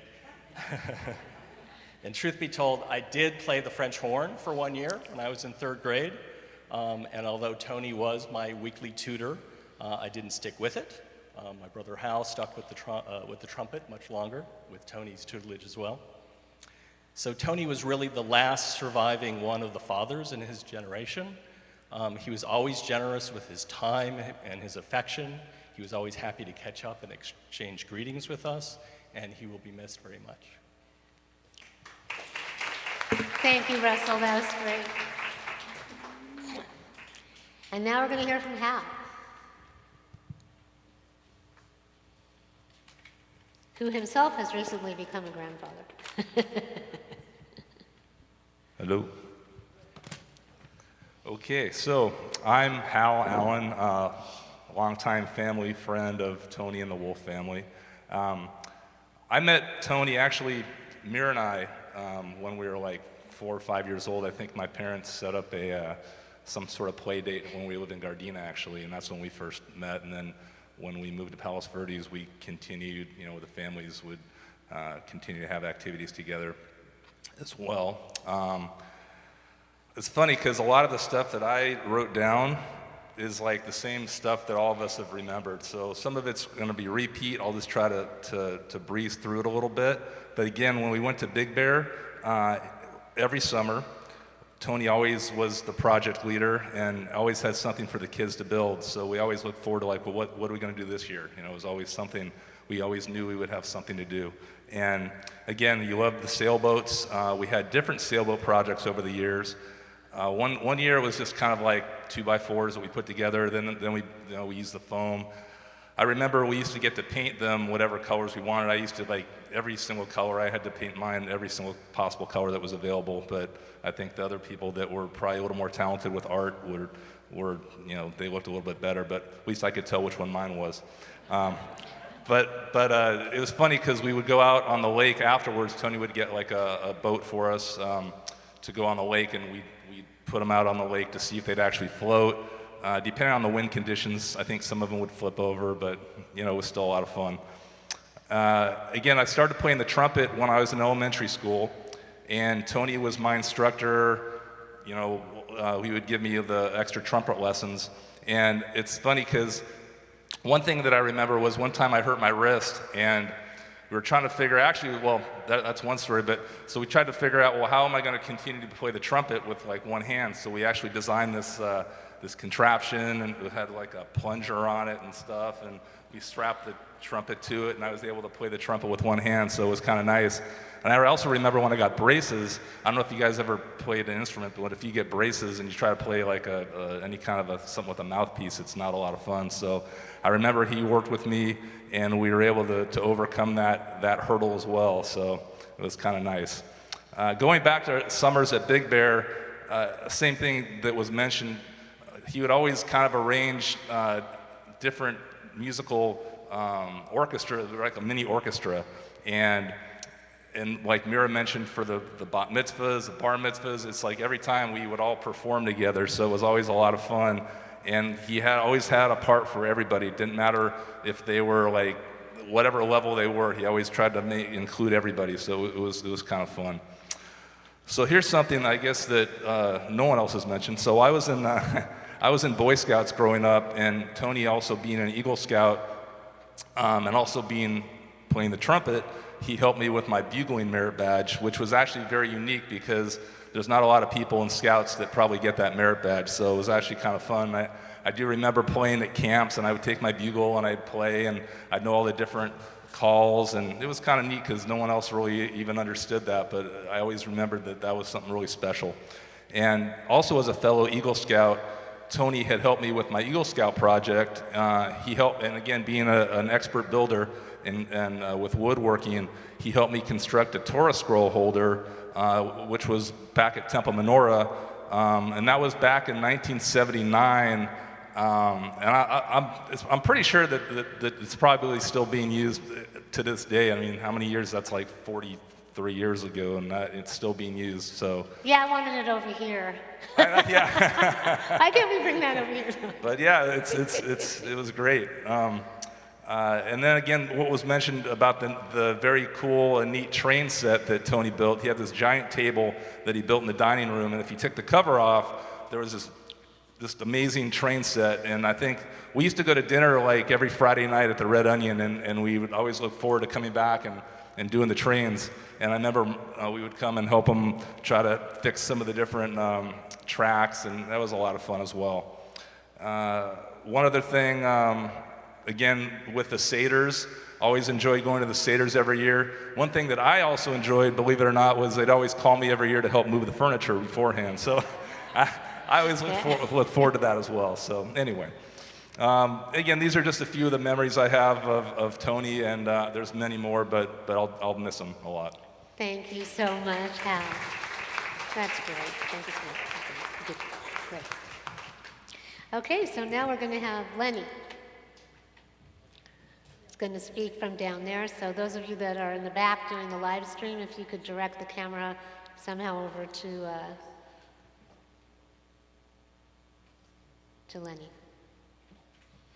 Beam left. Oh, phone? Got it? Turn it up.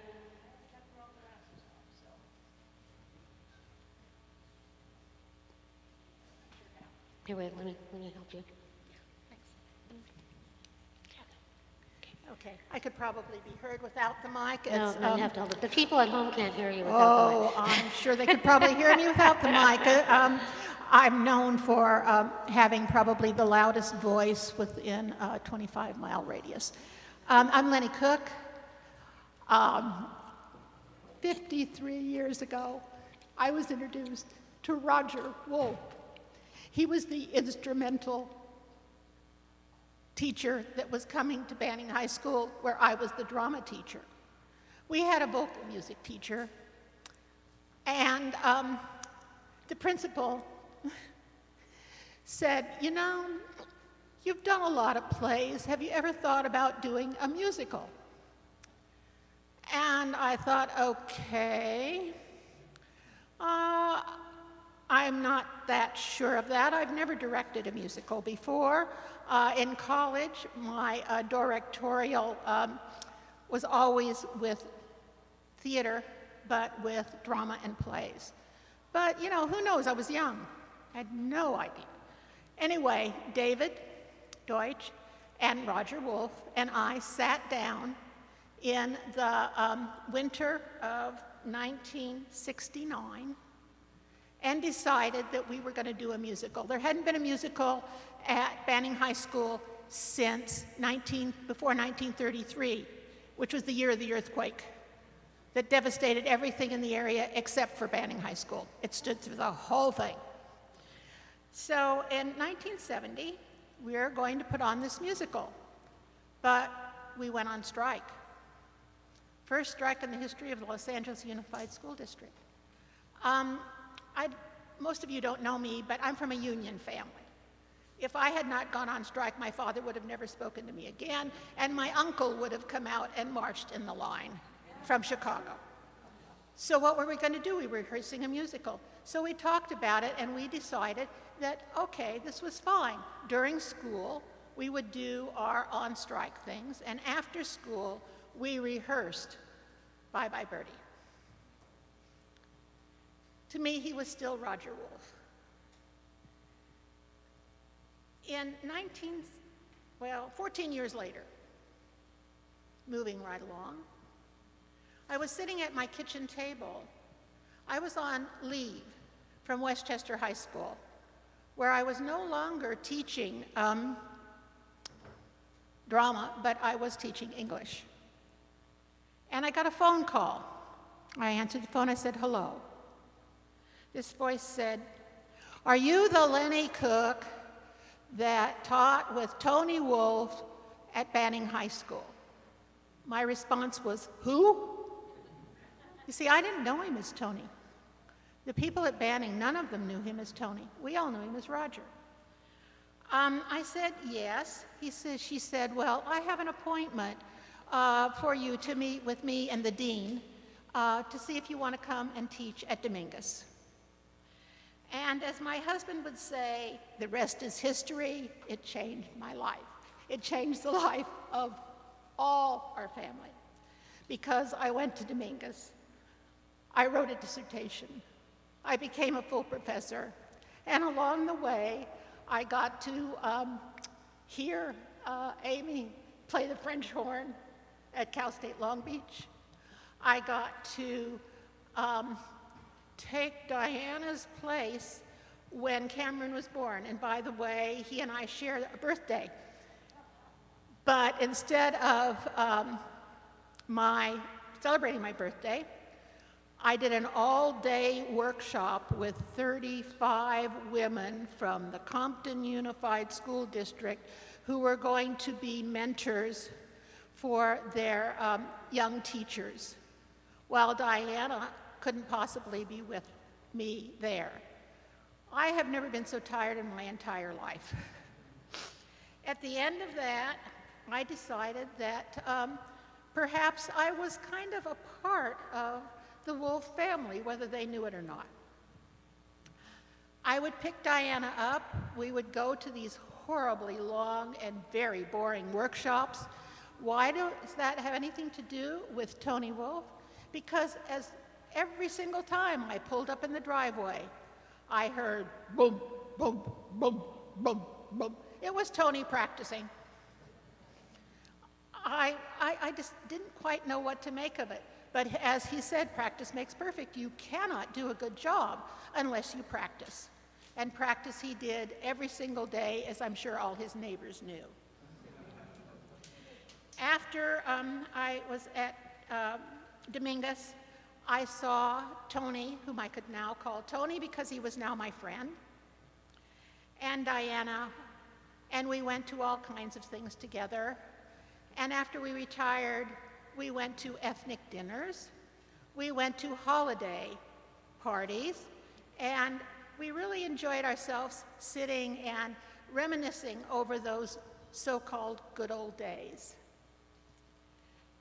Tony was a dear, sweet man, a hard worker, a bicycle rider.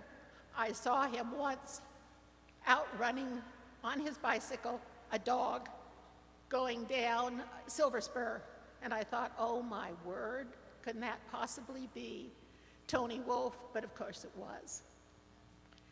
I will miss him. I know you all will too. Thank you.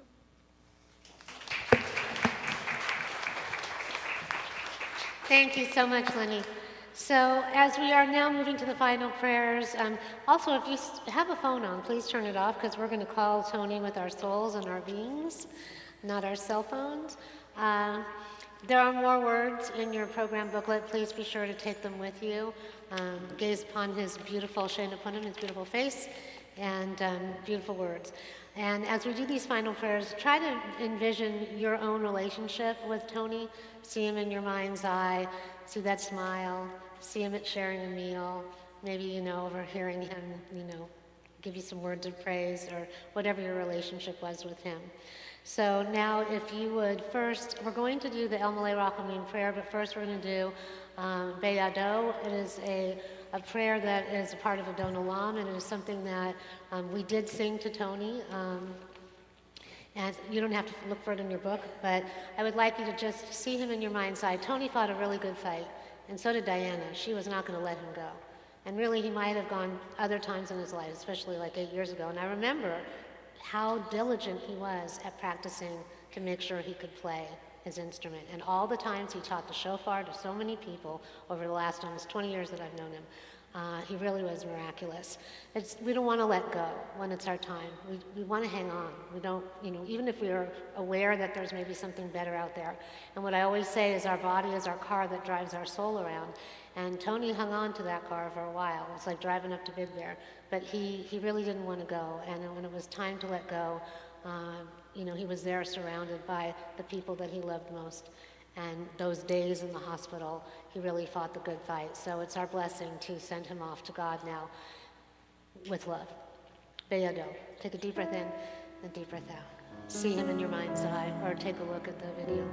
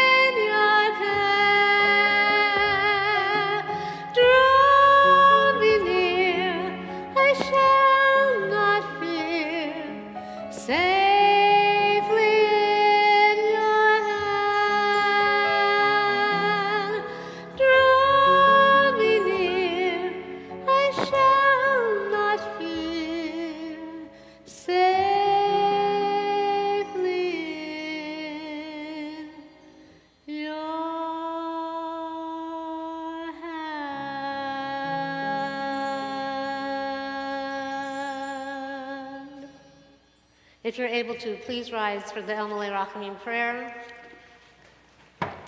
In your books, if you want to follow along, it's on page 33A. Let us read together the English at the bottom of the page, if you would like, before the text. God, full of compassion, you dwell in the heights and in the depths. Grant perfect rest under the wings of your presence to Tony, our loved one, who has entered eternity. Let him find refuge forever in the shadow of your wings, and let his soul be bound up in the bond of eternal life. For you, the everlasting God, are his inheritance. May he rest in peace, and let us together say, Amen. Please see him in your mind's eye. We ask that he has been reunited with his beloved family and friends and loved ones who have gone on before, even some pets. This one's for you, Tony. Please be with God. El Malay Rachamim Shofet Bamromim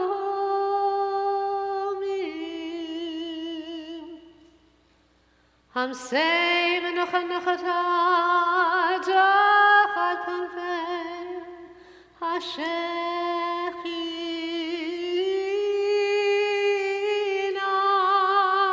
In Kedoshim,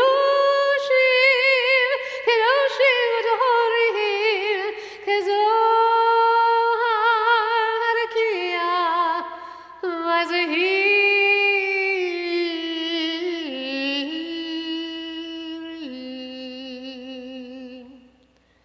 Et Nishmat Abraham Moto Berachmiel Ben Fego Ben Yamin שהלך לעולמו.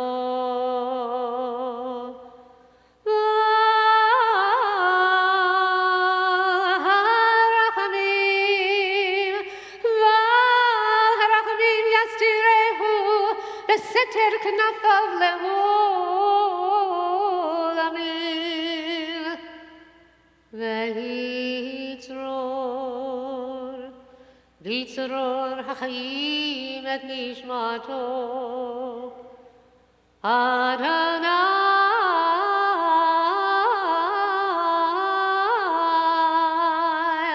הוא נחלתו, ינוח ושלום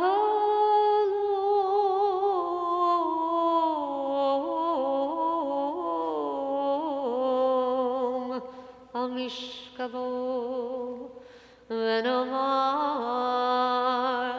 Amen.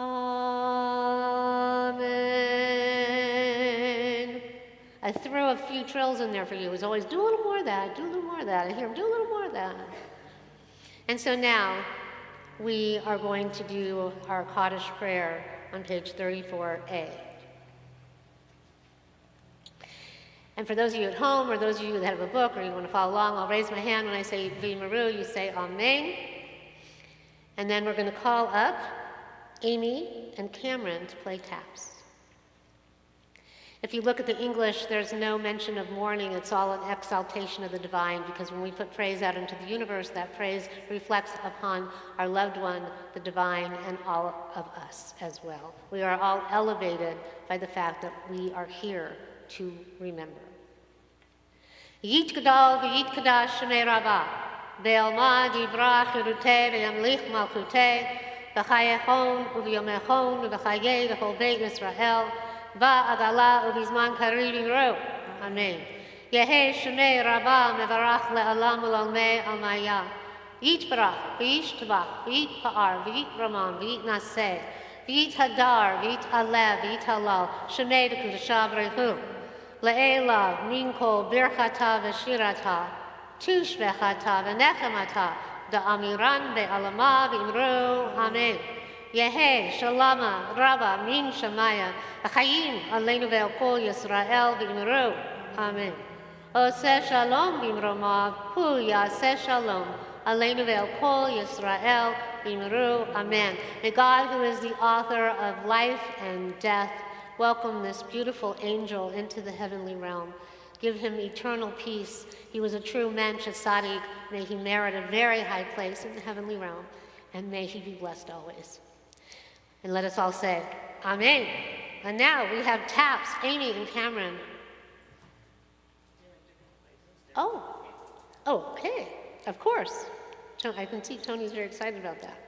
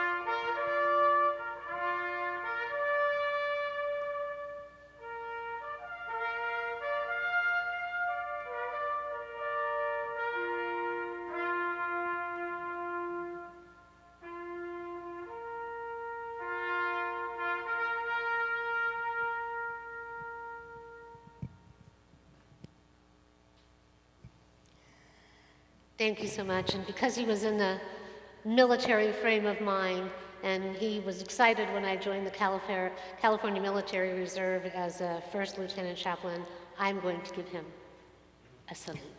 Please be seated. I'm going to do my thank yous before we end with 76 trombones, which is a very appropriate thing for our brass group to play, don't you think? I would like to thank some very special people. Rabbi Cantor Didi, who was absolutely amazing, dashing from the airport to the hospital, getting there just in time to say final prayers, taking care of all the odds and ends, everything I needed. Tony's three wonderful caregivers, Jimmy Filio, Harry, and Ozzy Pangatapun. You made his life bearable and manageable, and we all loved you very much. Ruslan Biryakov, thank you so much. Peter Brown and Rich Ross, Arnie Stanton, and Amy Wolff, the brass group that you will hear playing 76 trombones. Dan Spector, and Marianne Rothstein, who provided the wonderful music with love. And by the way, Marianne came to the hospital and played her violin for him. And when she was finished, he could barely talk, and he said, "Play another one." Mira for the beautiful land, Amy and Cameron for the echo taps, Mark Tannen and Brian Sprague for handling the live stream, and Brian, thank you so much for everything you've been doing today. Mark Reichard for helping in so many ways, I don't even know where to start. Unbelievable. Judy Fradkin for being here to see that everything got done the way it needed to be done and set up. Thank you to everyone who spoke so beautifully, sent words to be read. There are things in your program that was sent by Ari Untracht and Uwe Radok, Nancy King, and who else did I forget? That's all in the program. It's all in Take the a look program. at it. And thank you to Stacy as well for sitting and doing that. And I would like, and to Stacy, absolutely. And for those of you who so generously donated to Temple Emet in Tony's honor, I cannot thank you enough. It is very special. Lunch includes petite sandwiches, tuna, roast beef, turkey, and vegetarian, chicken, Chinese chicken salad, miso salad, fruit salad, chips, cookies, and drinks, and everything is labeled and everything's prepackaged. You just pick up what you want and go. We have Mr. Fans out there in the tent. Hopefully they will keep you cool. We have 3 tables that if you absolutely feel you must eat indoors, we've got 24 seats here. Cold drinks are in the back alcove, along with coffee and water for tea. And after everyone has gotten their meal, if you want more, there's plenty of food. Come and get seconds. And some may choose to eat wherever. And I thank you again. And now I ask the brass group to come and play 76 trombones. Well, he was only one trombone, but think of him as you hear 76 trombones.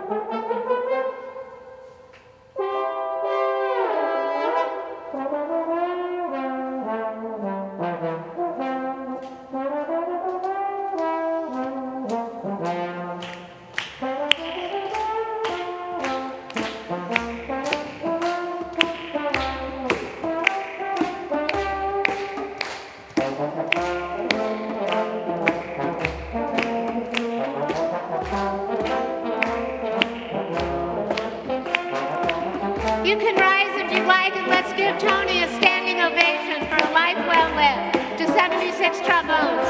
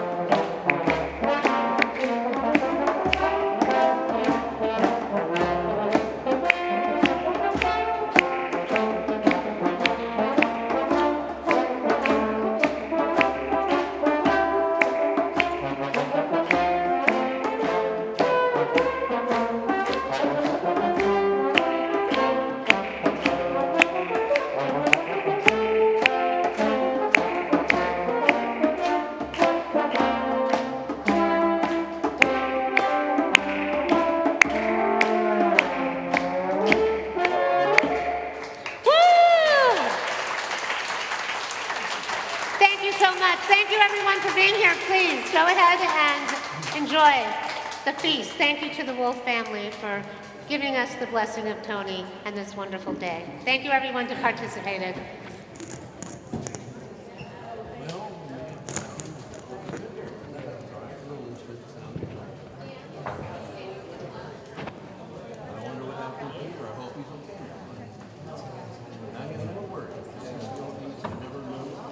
I've known since 1980.